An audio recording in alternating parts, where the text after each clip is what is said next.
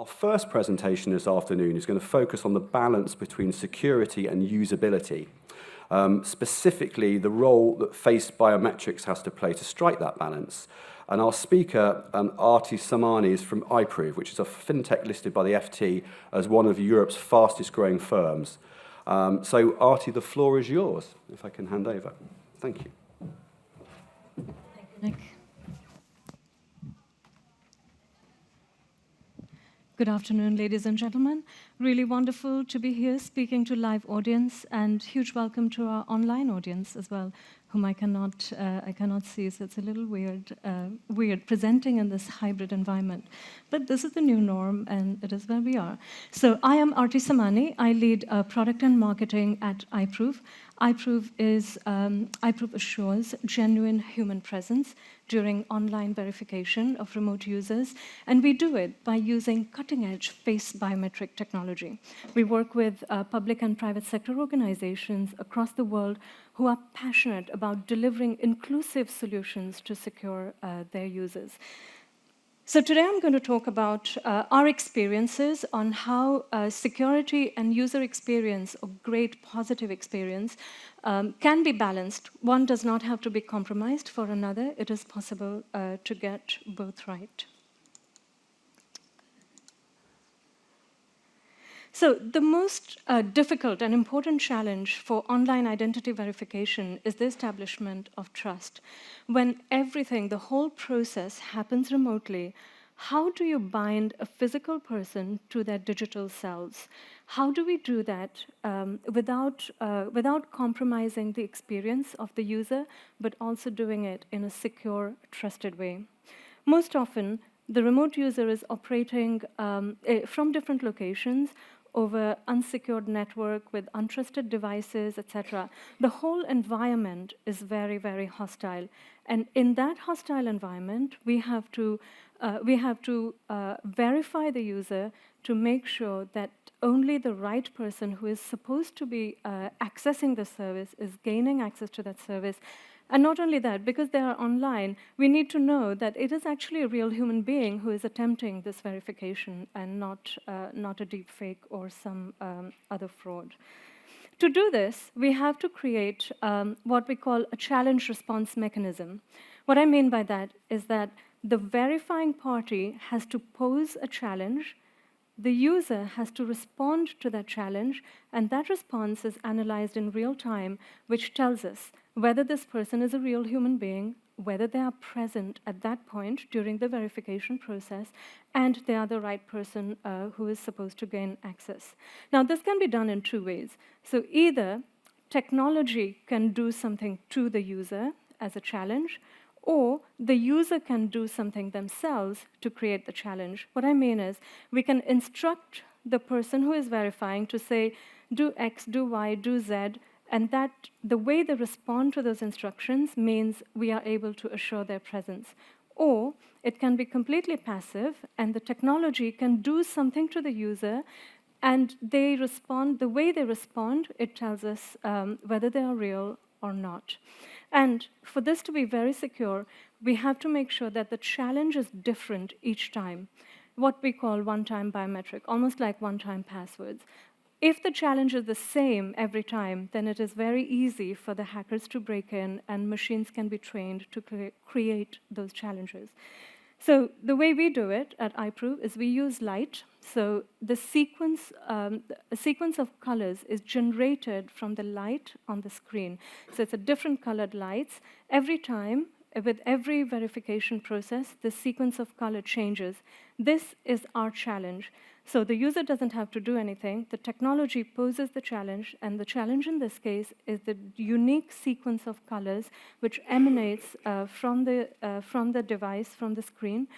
It illuminates the face, and the way that light interacts with the face tells us whether this person is real or not. So the whole interaction, the challenge as well as the response, is completely passive. The user does not need to do anything. They simply invoke iProov, the face is illuminated, the interaction of the light is analyzed in real time, and that tells us that this person is real or not. So let's talk about payments. We have been moving to a cashless society for a long time now, and COVID has obviously accelerated the whole process. So in 2020, no surprises here, but only 1 in 6 transactions, only 1 in 6 payments in United Kingdom were in banknotes. Everything else was digital. And the transition has been facilitated by proliferation of different authentication methods. So be it cards, digital payments, wallets, cryptos, QR codes, there are a whole bunch of different ways in which payments can be made these days.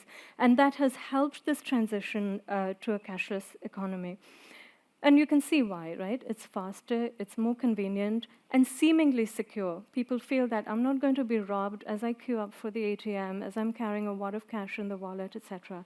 So it's seemingly safer. It is or not, we'll see. M-Pesa is it's a great example of accelerating how M-Pesa accelerated this whole process of cashless transitioning. Now, it's in countries like Britain, we are not a low or mid-level economy, but in countries with low or mid-level economy, the other benefit is that it provides financial inclusion, and it allows people to break the cycle of poverty. So it's very important, and M-Pesa has done exactly that. So 3 different sectors, technology, financial services, and telecommunications, came together to create a solution that met business and consumer needs, helping people break the poverty cycle, transitioning into cashless economy, and just boosting the whole environment. The use of mobile wallets has grown as well. You can see the stats here. And there is now an emergence of super wallets. We hear that a lot. And super wallets basically manage the physical being, the physical person, with their economic avatars. So this is again, a relatively new area in Europe.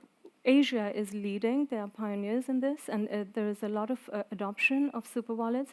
So super wallets combine identity credentials, spending or lifestyle spending habits, as well as financial services under one thing in a wallet and bring it together.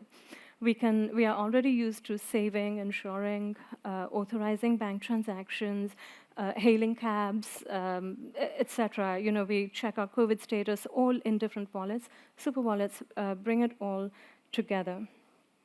So all of this is great, but it comes with an added threat for fraud. So the more the digitization, the more the opportunity for digital scalable fraud. Remember, when you're carrying physical cash, the person can rob, a bad person can rob one individual at a time. On a digital, when you're operating completely digitally, the attacks can be scaled very, very quickly and very easily. So just check out this number here. $32 billion fraud, $32 billion loss just from payment fraud. That is a very, very high number. Bad actors are taking advantage of the many digital payment channels that we are currently utilizing. And they are launching new types of attacks all the time. The threat landscape is moving so fast, it is testing to the limits every single payment, every single security method that is deployed out there at the moment. So in one report, almost 18 million American people were defrauded in scams involving digital wallets. Now that's huge, right? Given we use Apple Pay, Google Pay, etc. all the time. So the fraud landscape is rising. And then the question is, what do we need to do? What do we need to do in order to combat it? So the increase in fraud and cybercrime obviously has eroded trust, which means all the players in the ecosystem are coming together to combat it in some way. So what we're observing is adoption or implementation of complex legislations, regulators getting involved, and also more and more complex authentication methods. So in a bid to protect the consumers, we are actually introducing more friction as well. An example is strong customer authentication. So we just saw the deadline on the 14th of March where SCA had to be deployed. So SCA requires additional authentication steps, which means yet more friction added into the payment journeys. And what it's doing is it's leading people to abandon their shopping journeys, and therefore businesses are losing revenue. So if you look at this, so the rise in fraud means more security. The more security, the more friction. The more friction, the more abandonment. So it's almost counterintuitive. It's not how we are used to thinking. We think, when we say we, the vendors think that the more secure, the more revenue. It's actually completely the opposite. So the irony is that in an attempt to create a positive online environment by securing payments, we are actually creating a negative experience for the users, and we are facilitating then a loss of economic loss for businesses, usually small businesses who cannot afford to lose revenue. Does it have to be this way? Absolutely not. So the idea that the more complex the user navigation, the more the security is just absurd. It doesn't need to be that way. It can be turned on its head. But what is required for us to do that? So for high security, without the torture, we have to take a user-centric approach to product design. We can't just sit in our glass offices and ideate products on whiteboard and expect it to work. We have to put ourselves in the user's shoes and in the global user's shoes. What will work in one region will definitely not work in another. So we have to create designs. I don't know why my slides are moving faster than me. We have to create designs which are easy to understand, easy to collaborate with, and ones that make people feel respected. Very important to make sure, because at the end of the day, users are human beings, they are people. We need to think of them as people, and that respect is very important. One way we do this at iProov is by abstracting the face image. So what we do is we don't show the real face on the screen, because showing the real face introduces selfie anxiety for users. They feel self-conscious and they are distracted from the secure authentication that is taking place. So we show an abstracted face image. It makes them feel respected, and they are focused on the task at hand, which is secure verification. And like I said, we have to simulate that online instructions, and what I really want to call passive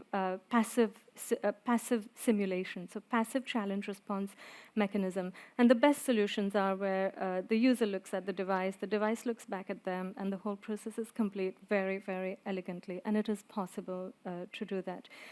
The user knows that they know and they're informed and understand that a secure authentication is taking place, and that they will have a benefit at the end of it, which is access to the service that they are going out to achieve. So good usability is not just about effortless and easy authentication. It's effortless and easy for the entire population. It's inclusive. So digital inclusion in any security process or any authentication process that we put in place is very important. So let's look at the evolution of the different verification methods. Passwords. We all have one. We all love them, not. We all feel that ours is the most secure, and we feel that it's seemingly easy. But in reality, it's not, right? How many of us can remember our passwords all the time? We don't. And therefore, the resetting of passwords has created a huge operational overhead for business, operational as well as cost overhead. So passwords are easy to break, difficult to use, which is completely the wrong model. They should be easy to use, difficult to break. So they don't really work very well. Then came OTPs. This technology is breaking my surprise by moving my slides before I'm ready. So OTPs, They introduced an element of randomness. The one-time password means there's an element of randomness with each authentication, which makes them just slightly more secure than password. Not much more, just slightly more secure than passwords, and that's why they're often used for step-up authentications, not for primary authentication modes. It's also very easy to break them, not very difficult. And again, here, what they're doing is creating challenge and response, right? How many traffic lights, or how many pedestrian crossings, etc. So the user is posed with a challenge. They have to respond. If the response is correct, they gain access to the service. So this is an active challenge response, not a passive challenge response mechanism. It also creates dependence on devices, right? Because your OTPs are either sent via SMS, so you need to have access to your phone, or they're sent via email, so you would have to be able to access your email.